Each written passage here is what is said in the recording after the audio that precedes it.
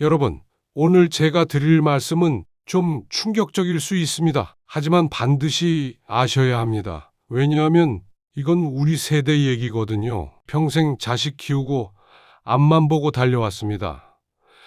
IMF 때도 허리띠 졸라맸고 금융위기 때도 이를 악물고 버텼어요. 그렇게 30년, 40년 일하면서 한 푼, 두 푼 모은 돈 있잖아요. 연금 하나 믿고 힘들게 마련한 집 한 채가 전 재산인 우리 세대 말입니다. 근데 지금 그 돈이 어디에 쓰이고 있는지 아세요? 우리한테 아무도 말 안 해줬습니다. 뉴스에서도 어려운 말로만 하니까 무슨 소린지 모르겠고 자식들한테 물어보기도 창피하고요. 오늘 제가 그걸 알려드리겠습니다. 세 가지 비상벨이 지금 동시에 울리고 있어요. 오늘 이 영상 끝까지 보시면 세 가지를 확실히 아시게 됩니다. 왜 99%가 이걸 모르고 당하고 있는지, 그리고 지금이라도 어떻게 지킬 수 있는지. 자, 시작하겠습니다. 일부, 우리만 당하고 있습니다. 30년 낸 국민연금, 지금 어디 쓰이고 있습니까? 부산에 사시는 68세 어르신이 저한테 전화하셨어요. 선생님, 제가 뉴스를 봤는데 국민연금으로 환율을 막는다고 하더라고요. 그게 무슨 소리예요? 제가 30년 동안 낸 돈인데 그걸 왜 환율 막는 데 써요? 그 말씀을 들으니까 저도 가슴이 답답하더라고요. 평생 일하시면서 한 푼 두 푼 모은 돈인데 그게 지금 어디에 쓰이고 있는지도 모르고 계셨던 거예요. 여러분, 환율이 뭔지 아세요? 어렵게 생각하지 마세요. 그냥 달러 한 장 가격입니다. 지금 달러 한 장 사려면 우리 돈 1,480원을 내야 해요. 작년만 해도 1,300원대였거든요. 1년 사이에 180원이나 뛴 겁니다.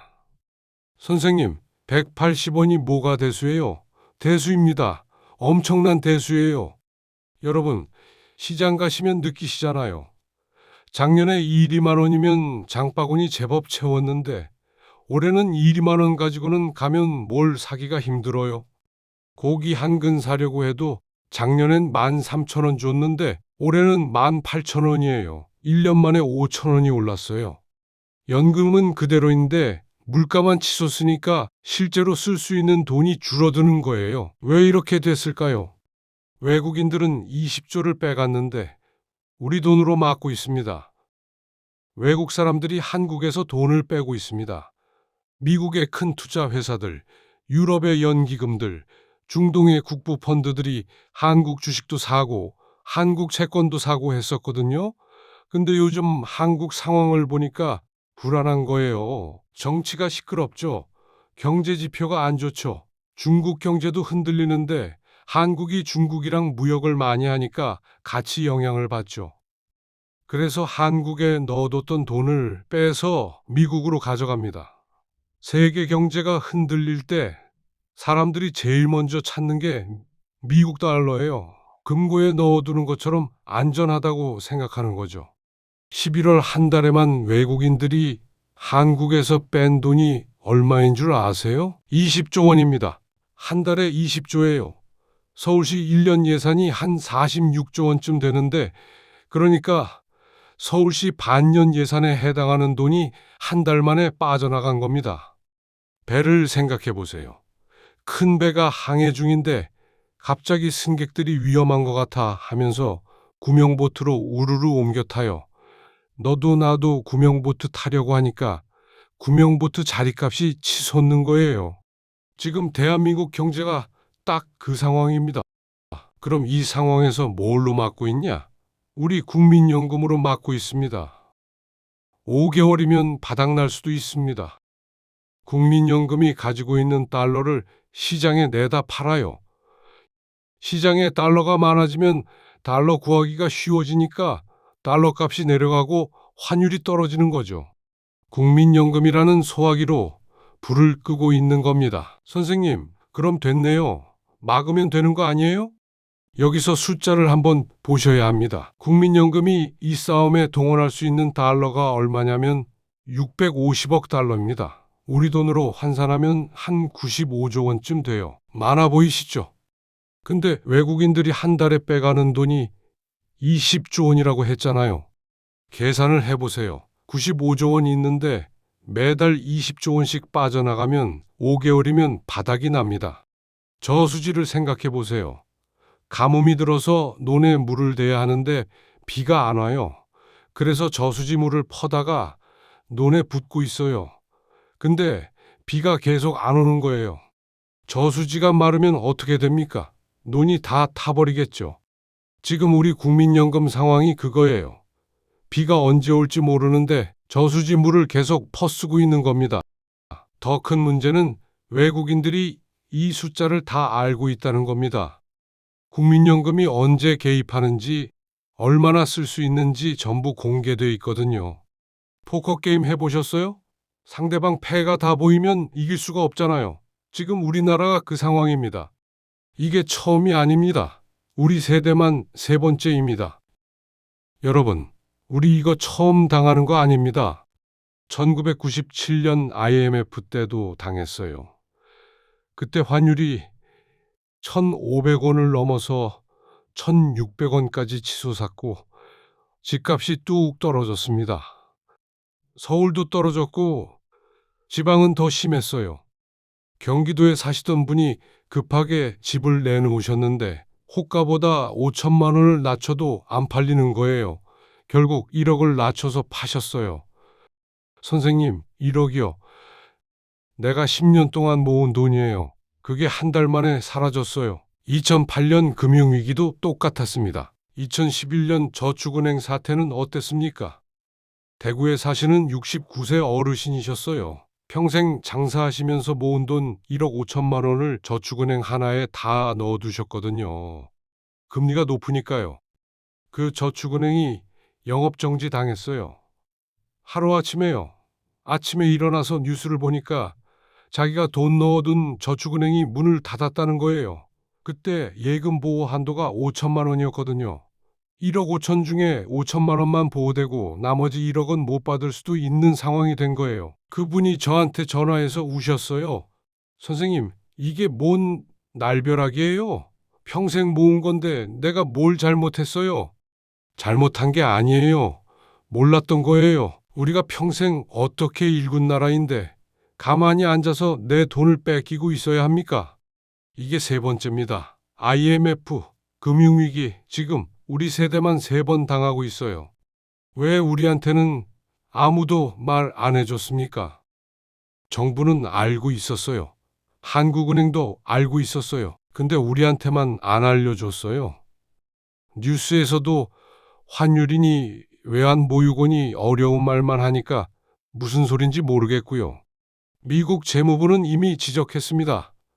너희가 국민연금 동원해서 환율 막는 건 문제 있어. 이렇게 말했어요. 그럼에도 불구하고 고쳐지지 않았습니다. 왜일까요? 당장 경제 성장률 수치를 올리는 게 급했던 거예요. 미래를 팔아서 현재를 산 겁니다. 장기적인 비전보다는 단기적인 숫자에 매달린 거죠. 그 결과가 뭡니까? 우리가 30년 동안 낸 연금이 지금 응급처치용으로 쓰이고 있는 거예요. 2부, 왜 이렇게 됐을까요? 통화를 너무 많이 풀었습니다. 사실 이 문제의 뿌리는 더 깊습니다. 한국은행이 지난 10여 년간 돈을 엄청나게 풀었어요. 미국이 통화 공급량을 9배 늘렸을 때 우리나라는 자그마치 44배를 늘렸습니다. 미국이 공급한 통화량의 5배 가까운 돈이 더 빠른 속도로 우리 사회에 풀렸다는 얘기예요. 왜 이렇게 했을까요? 경기를 살리려고요. 부동산 경기가 무너지는 걸 막으려고요. 근데 문제는 돈을 풀면 누구한테 가느냐예요. 은행을 활용할 수 있는 자산가들한테만 혜택이 갑니다. 대출 받아서 부동산 사는 사람들, 주식 사는 사람들한테 가요. 우리같이 평생 월급 모아서 예금 들어놓은 사람들한테는 혜택이 안 와요. 오히려 뭐가 되냐면요. 인플레이션이 됩니다. 인플레이션은 보이지 않는 도둑입니다. 여러분, 인플레이션이라는 말 많이 들어보셨죠? 이건 사실상 보이지 않는 세금입니다. 나라에서 세금 걷어가는 건 눈에 보이죠? 영수증에 찍히니까요. 근데 인플레이션은 다릅니다. 어제 10,000원으로 살 수 있던 게 오늘은 12,000원이에요. 누가 2,000원 가져갔어요? 인플레이션이 가져갔어요. 이건 국가가 책임져 주지 않는 무서운 세금입니다. 소리 소문 없이 여러분 손주 용돈, 병원비를 갉아먹고 있어요. 요양원비, 약값, 생활비 전부 조금씩 올라가잖아요. 근데 연금은 그대로예요. 작년에 연금 120만 원으로 생활하셨는데 올해도 120만 원이에요. 근데 쓸 때는 늘었어요. 그럼 어떻게 됩니까? 아껴 쓸 수밖에 없잖아요. 병원 가는 거 미루고 손주 용돈 줄이고 친구들 만나는 것도 줄이고 이게 인플레이션이 우리한테 하는 짓입니다. 통계를 보면 더 화가 납니다. 상위 1%만 소득이 올라가는 계층이고 나머지 국민 90%는 소득 점유율이 점점 줄어들고 있어요. 10명이 사는 사회를 가정하면 돈 잘 버는 한 사람이 나머지 9명보다도 돈을 더 많이 버는 겁니다. 우리가 평생 일해서 세금 내고 나라 세웠는데 결과가 이겁니까? 환율이 오르면 집값이 떨어집니다. 선생님, 잠깐만요. 환율이랑 집값이랑 무슨 상관이에요? 상관이 있습니다.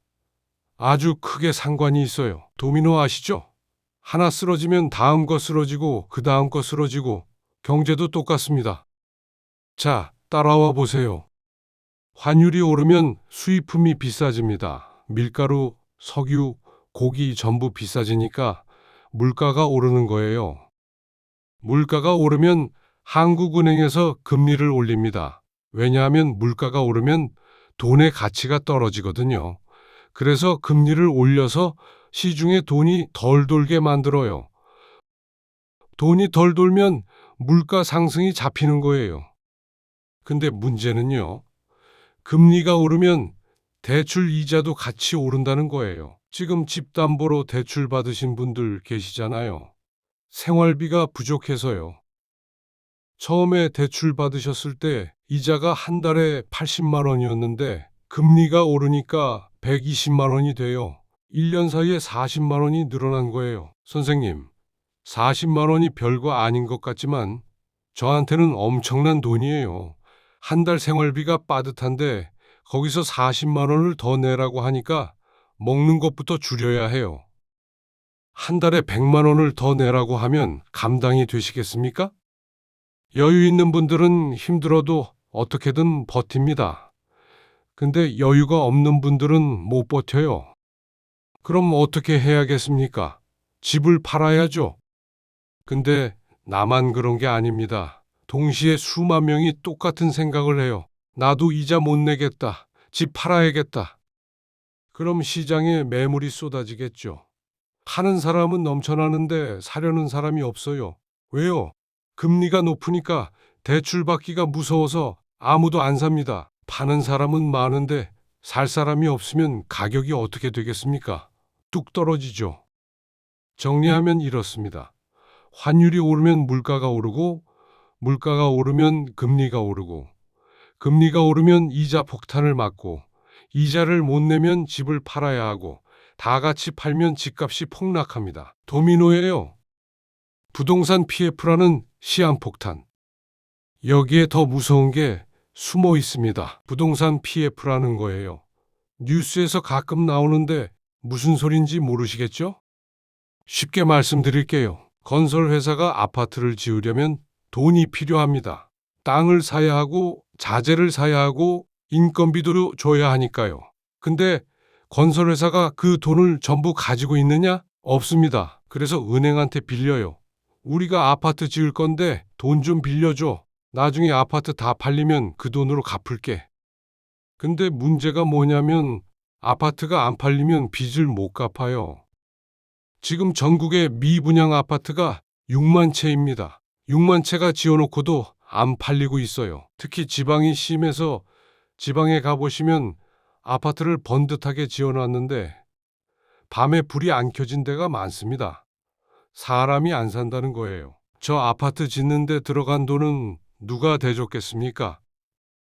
은행이 빌려줬겠죠. 저게 안 팔리면 건설회사는 빚을 못 갚고 은행은 돈을 못 받는 거예요. 이 문제가 언제부터 있었냐면 2022년부터입니다. 3년 전부터 이미 문제가 있었어요. 그때 어떻게 했느냐면요. 정리를 안 하고 돈을 더 빌려줬습니다. 빚을 빚으로 막은 겁니다. 이빨이 썩었다고 생각해 보세요. 치과 가기 싫으니까 진통제만 먹어요. 아, 오늘은 좀 나은 것 같네 하고 또 진통제 먹고 또 먹고 1년, 2년, 3년을 그렇게 버텼어요. 근데 어느 날 그 이빨이 아예 부러져 버렸습니다. 그것도 옆에 있던 멀쩡한 이빨까지 같이 썩어버렸어요. 처음에 치료했으면 10만 원이면 됐을걸? 이제는 100만 원을 써야 하는 상황이 된 겁니다. 지금 한국 부동산이 딱 그 상황입니다. 부실 사업장 규모가 24조 원입니다. 올해 1월하고 2월 2달 동안 건설회사가 103곳이나 문을 닫았습니다. 2달에 103곳이에요. 신동아 건설 63빌딩 지은 회사 아세요? 그 회사가 법정 관리 들어갔어요.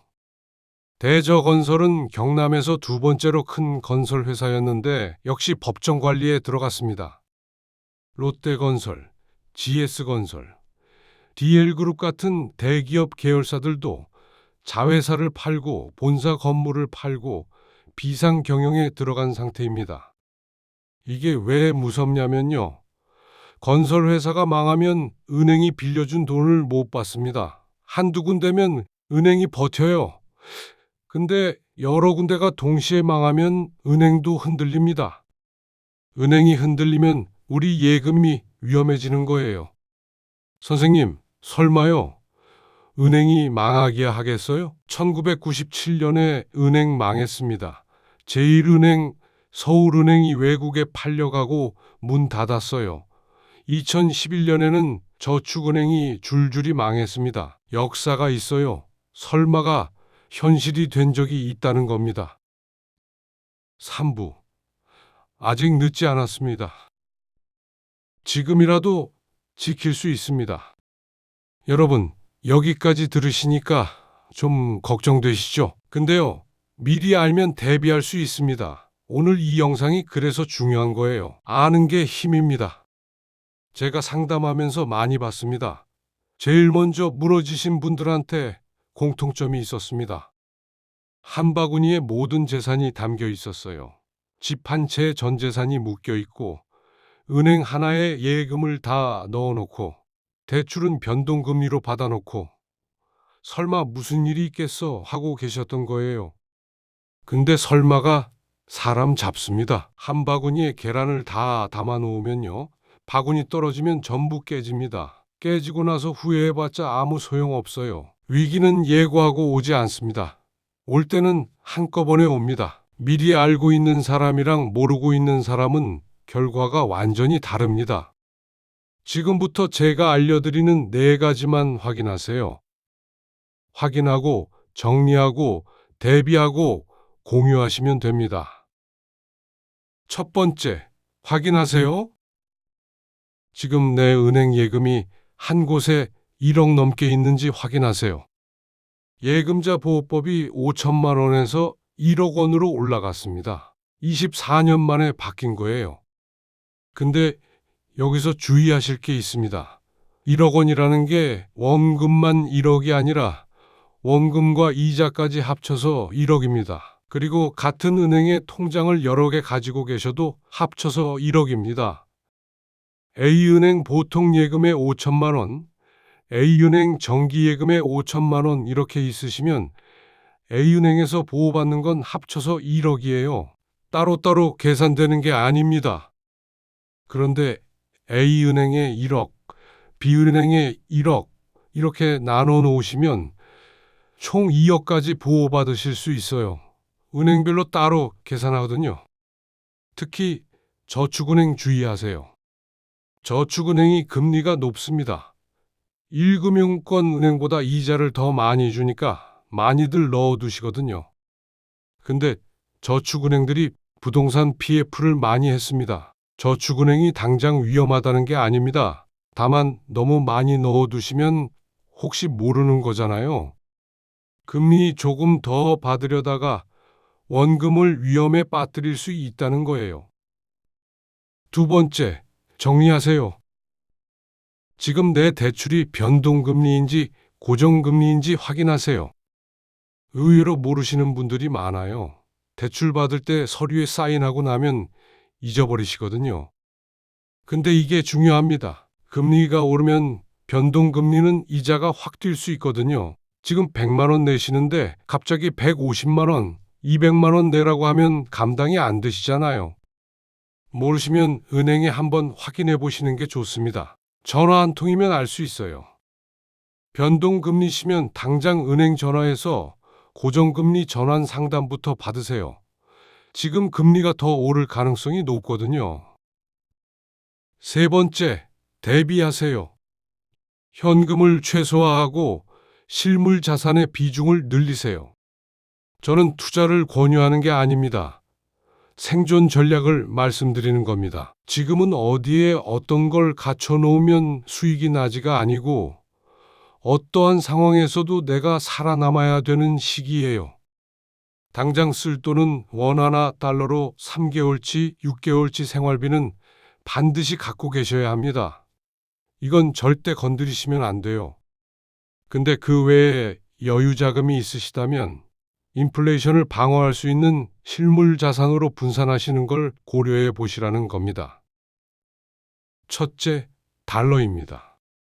원화가 흔들릴 때 달러가 구명조끼 역할을 할 수 있습니다. 전체 자산의 10에서 20% 정도를 달러로 갖고 계시는 것만으로도 환율 위험을 어느 정도 막을 수 있어요. 배를 타고 가는데 구명조끼를 안 입고 있으면 어떻겠습니까? 배가 무사히 가면 상관없어요. 근데 배가 흔들리기 시작하면 구명조끼 있는 사람이랑 없는 사람이랑 전혀 다른 상황이 되는 거잖아요. 둘째, 금과 은입니다. 지난해 금과 은 가격이 사상 최대로 올랐어요. 왜 그렇겠습니까? 달러 가치의 희석을 사람들이 느끼는 거예요. 특히 은은 산업용 수요가 70% 비중이고 지금 시중에 은 재고가 거의 바닥났어요. 태양광 패널, 전기차, AI 데이터 센터, 고급 반도체에 쓰이거든요. 금 한 돈, 은 한 돈이라도 좋으니 실물 자산의 맛을 보세요. 셋째, 비트코인도 있습니다. 비트코인을 디지털 금이라고 부릅니다. 변동성이 크긴 하지만 그전 15년간을 보면 수익률이 금강보다 훨씬 좋았습니다. 다만 이건 꼭 말씀드려야 합니다. 비트코인은 하루에 10%, 20% 오르내리기도 합니다. 생활비나 병원비처럼 꼭 필요한 돈으로는 절대 하시면 안 됩니다. 본인이 충분히 공부하시고 없어져도 생활에 지장 없는 돈으로만 조금씩 시작하셔야 합니다. 저는 방향만 말씀드리는 거지 개별 투자를 권유해 드리는 건 아닙니다. 절대 몰빵하시면 안 되고 분산 투자를 해야 합니다. 적절하게 내가 쓸 돈을 원화와 달러로 좀 갖고 있고 그 다음에 투자할 쪽에도 비트코인, 금, 은을 많이 공부하셔서 포트폴리오의 비중은 스스로 정하시기 바랍니다. 넷째, 공유하고 뉴스 신호 읽으세요. 이 정보 나만 알지 말고 평생 고생한 친구들에게 카톡으로 딱 한 번만 보내주세요. 그게 친구 돕는 길입니다. 우리끼리 알아야 해요. 우리끼리 대비해야 합니다. 그리고 뉴스에서 이런 말이 나오면 주의하세요. 즉시 행동하셔야 합니다. 환율 1,500원 뚫렸다. 1단계 경고입니다. 이때부터는 원화 달러 비중을 다시 점검하실 시기입니다. 예금이 한 은행에 몰려있지 않은지 확인하세요. 건설사 부도 2단계 경고예요. 대형 건설사 이름이 뉴스에 자주 나오기 시작하면 연쇄 반응이 올 수 있다는 신호입니다. 이때는 저축은행이나 이금융권에 넣어둔 돈이 있는지 얼마나 있는지 다시 보셔야 합니다. 은행 예금 인출 급증, 뱅크런 우려. 이런 말이 나오기 시작하면 상황이 이미 급박해진 겁니다. 이때는 움직이기엔 늦을 수 있어요. 그래서 1단계, 2단계에서 미리 대비하시는 게 중요합니다. 미리 알고 계시면 뉴스를 보실 때 감이 오세요. 아, 이게 그거구나. 아시는 거랑 모르시는 거랑 대응이 달라지거든요. 우리 함께 지켜냅시다. 여러분, 오늘 제가 드린 말씀 전부 팩트입니다. 제가 지어낸 게 아니에요. 뉴스에 다 나와 있는 내용이고 숫자도 전부 공개된 숫자입니다. 국민연금 환해지 규모 650억 달러, 외국인 자금 유출 20조 원, 미분양 6만 채, 부실 PF 24조 원, 건설사 폐업 103곳, 다 찾아보실 수 있어요. 이걸 보시고 어떻게 하실지는 여러분 판단입니다. 여러분 재산이고 여러분 인생이니까요. 근데 한 가지는 확실합니다. 모르고 당하는 것보다 알고 대비하는 게 낫다는 거예요. 여러분이 평생 모은 재산입니다. 30년, 40년 일하시면서 한 푼, 두 푼 모으신 돈이에요. 자식 키우느라, 집 마련하느라, 나라 세우느라 허리띠 졸라매고 사셨잖아요. IMF 때도 버텼고, 금융위기 때도 버텼어요. 그걸 지키는 건 여러분밖에 없습니다. 자녀분들께 짐이 되지 않으시려면, 편안한 노후를 보내시려면 알고 계셔야 해요. 아는 만큼 지킬 수 있습니다. 오늘 말씀드린 4가지 기억하세요. 확인하세요. 은행별로 1억까지만 보호됩니다. 정리하세요. 변동금리면 고정금리 전환 상담 받으세요. 대비하세요. 달러, 금, 은 분산 투자하세요. 공유하세요. 친구들한테 알려주시고 뉴스 신호 읽으세요. 우리가 평생 모은 재산 지키는 건 우리의 몫입니다. 제가 여러분 곁에서 계속 알려드리겠습니다. 함께 대비하면 살아남을 수 있습니다. 우리 함께 지켜냅시다. 혹시 아직 구독 안 하신 분들 지금 구독 버튼 눌러주세요. 좋아요도 눌러주시고 알림 설정까지 해주시면 다음에 중요한 정보 올라올 때 바로 보실 수 있습니다. 그리고 이 영상을 부모님께 보내드리세요. 형제분들께도 보내드리시고요. 주변에 평생 고생하신 친구분들께도 공유해 주세요. 한 분이라도 더 미리 아실 수 있도록 말입니다. 건강하시고 행복하십시오. 다음 영상에서 또 뵙겠습니다. 이상으로 나이듦의 품격이었습니다. 황금빛으로 물들어가는 여러분들의 건강하고 행복한 인생 이막을 응원합니다. 끝까지 시청해 주셔서 감사합니다.